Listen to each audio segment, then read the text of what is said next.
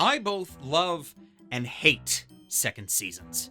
I love them because we get so few of them. I cannot count on one hand the amount of anime that I have seen that deserve a second season that they will never get. So when a good one actually comes around, I am excited for it. So happy, so proud. But I hate second seasons because they usually do not solve my problem. I like a sense of finality, of closure, and most, if not all, second seasons never offer that. They are a continuation of the original and nothing more. And if they end on a cliffhanger or some other such because they caught up to the original material, then so be it. We can start waiting for a third season. That'll never occur. The worst, though, the worst, is when we get a second season and I am filled with so much hope, only to end up wishing we never got it, because how we were left at the end of the first season was so much more fulfilling than what the second season gave us. Ladies, gentlemen, and others, my name is Arkada, and today we will be discussing my teen romantic comedy, SNAFU 2. Let's jam. 探しに行くんだそこへ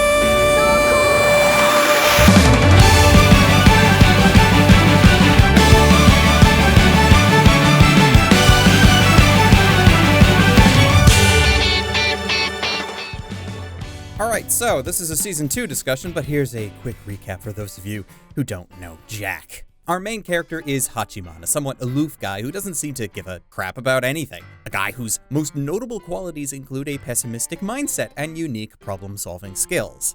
Because of his snarky attitude, however, a teacher forces him to join the school's volunteer service club, whose president, Yugino, is tasked with fixing him as best she can, alongside the club's third member, Yui. The club's job is to go around and respond to requests from the student body that cannot be solved by normal means. This can include trying to keep social circles intact, stop malicious rumors that are being spread via text message, or review one guy's novel for him.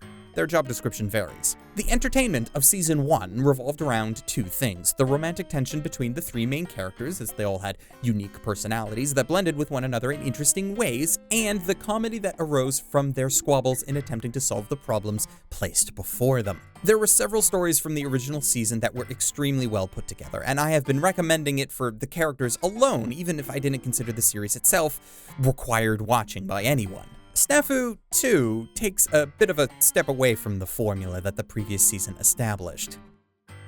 Instead of a problem being brought forward to the club for them to solve, and that they proceed to do so with their entertaining variety of bickering and discussion every other episode, very few requests actually come forward in this season. In fact, the club's activities and the club itself is something that gets somewhat sidelined.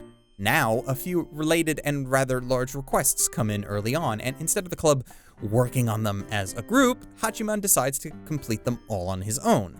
In his mind, to let the club deal with it would eventually lead to the club's disbandment, and the solutions being brought forward involve one of them inevitably becoming the student council president, a job none of them seem to truly want. So Hachiman is motivated by not wanting to bother the other two with a problem he sees as his responsibility, and he tries his best to solve the problems without the club. Problem is, he is not one to fully admit when he is wrong, mostly preferring to say that while his methods weren't necessarily the best, the results make up for it. Except for those times he prefers not to think about. I'm not really sure how I want to feel about this change, though. On the one hand, it leads to some fantastic character development for the whole crew, Hachiman especially. But on the other hand, it drastically changes what this show has been about. Instead of the snarky problem-solving of episodes past, we are left mostly with Hachiman stewing in his own thoughts, trying to escape a quagmire of his own creation, and I wouldn't necessarily say it was all that fun to watch. When your plotlines begin to ignore the very title of the show, I start to question if it was the right idea or not. The whole arc involving the newly minted student council was neither romantic nor a comedy, only keeping the teen aspect of the show's title intact. This is further compounded when the previous romance gets completely sidelined as well. It'd be one thing if it got replaced with something else, or if there was some further romantic conflict, since this season seems adamant about adding a third female character into the main trio, even with her constant berating of Hachiman. But no, there is no romantic conflict there, mostly because we have already established what the possible pairings with Hachiman can be, but the narrative has no intention of committing to any of them yet. Not only that, but it's hard to say that there's any positive development with the OG romance triangle from the previous season, as they spend a good chunk of this season as secondary characters, simply waiting for Hachiman to get his act together.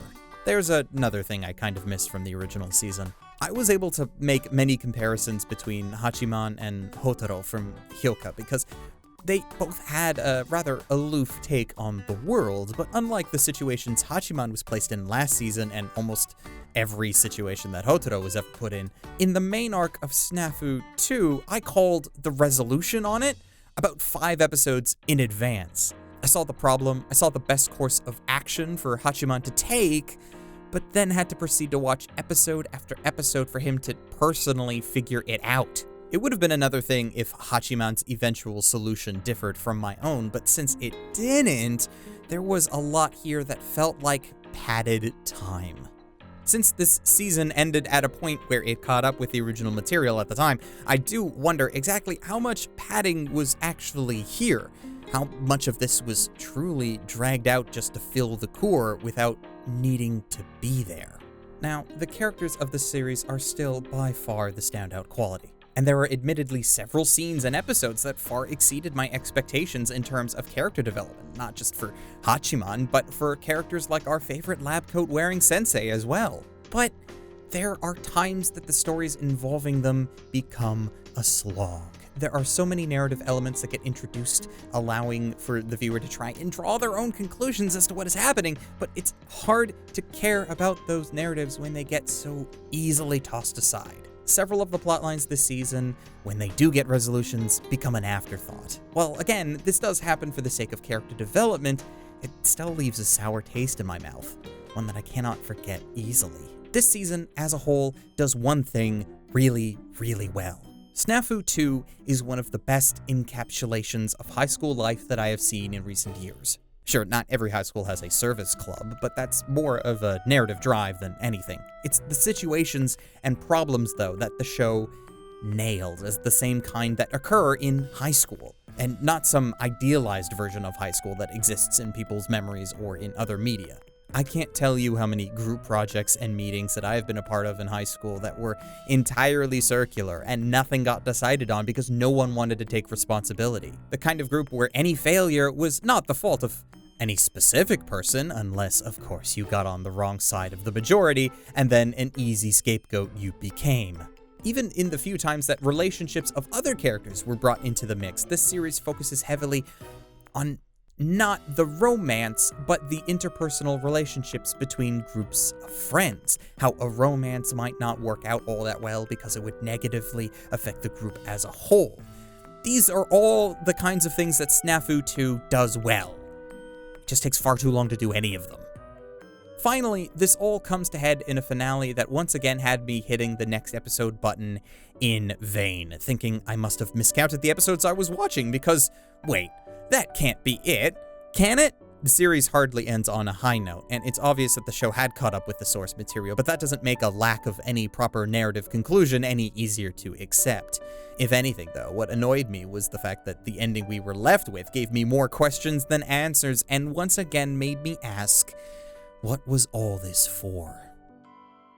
I feel like I'm tearing myself up being negative towards this show, because there were episodes which felt so good. But for every absolutely standout episode, there was another where I felt as if I could have fallen asleep or skipped it entirely and not really lost all that much. And that is too much of a problem to ignore, which kills me. In this series, I loved Yui doing her best to be the glue of the club, or Yukino finally showing that her Ice Queen facade is slowly but surely melting. I enjoyed the friendship between our leads, even if the romance stalls out because it is a fantastically written one. The characters are so genuine in their presentations that I cannot help but love them. Though I just have to ask, what was the reason or the purpose behind this second season when it did not do much to positively change the status quo by the end of it, and arguably left our characters worse off than they were a mere 13 episodes earlier? Yes, it does mean that we wouldn't have gotten some of the best goddamn character moments of this series, but the pain of watching that, knowing that we leave the characters in limbo, just hurts all that much more. The ending is paramount, and while I can say with full honesty that I really did love the first season of SNAFU back when I watched it, and while it's not something I would recommend to everyone, I enjoyed it for what it was. I just can't say the same for the show's second season. I really do love this show. No, wait, scratch that. It's the characters that I love, the characters I have fallen for, and the characters I would do so much to see more of. But this show makes me feel like it didn't do them justice. This might be its purpose, though. If this was all just a way to drive the sales of the light novel, well, congratulations, I ordered it. I'd have it here now, but it's Christmas, and good luck getting anything quickly this time of year. I really, really do love these characters. I cannot stress that enough. I have to say it like so many times. But this season feels like nothing but a stopgap in the narrative that leaves me frustrated and screaming for a narrative conclusion that, at this point, in anime form, we might never get. Thank you for spending the time to watch this video on my Teen Romantic Comedy SNAFU 2. I hope you enjoyed it. There will be links down in the description for you to watch the series in the locations for which it is available. Both HIDIVE and Crunchyroll are options this time around, and the home video release is available from our good friends at Sentai Filmworks. For alternate anime recommendations, like with Season 1 of SNAFU, I will again, of course, recommend for you to watch Hyoka, if you have not already. Which you should have, because I've told you multiple times to do so. Hyoka is a series that takes the good things about SNAFU and then continues the relationships between the characters to what I feel to be better heights. Second recommendation goes to a popular standby of mine, being Toradora. It's a series that, at this point, is over 10 years old, but still holds up as an entertaining example of romance in a high school setting. Between those two, I hope that you find something to your liking. Lastly, a very special thank you to my patrons, who not only support my work, but allow me to do what I do. I love and appreciate you all. Always. Specifically, though, as I want to do, I want to give particular shout-outs to Victor Ekmark, Ryfen Bonaparte, Rune Jacobson, Devon North, Joshua Garcia, Calhoun Boy, and City Yamako for being especially awesome. You guys are great. And until next time, ladies, gentlemen, and others, watch more anime and stay frosty. Bye.